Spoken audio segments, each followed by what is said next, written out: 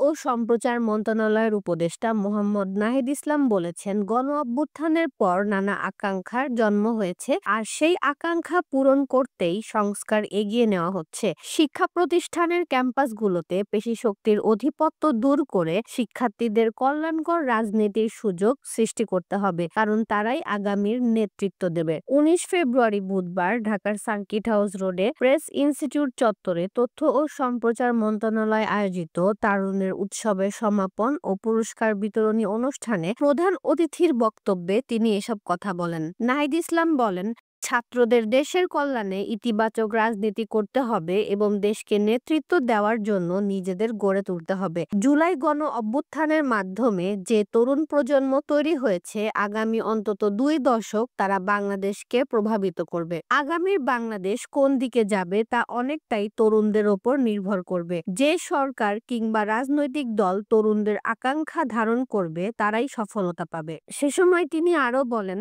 ২০১৪ ও ২০১৮ সালের জাতীয় সংসদ নির্বাচনে যারা জনগণের ভোটাধিকার হরণ করেছেন এবং জনগণের বিপক্ষে কাজ করেছেন, তাদের বিরুদ্ধে ব্যবস্থা নেওয়া হবে। এছাড়া জুলাই গণহত্যার সঙ্গে জড়িতদেরও দ্রুত সময়ের মধ্যে বিচারের আওতায় আনা হবে।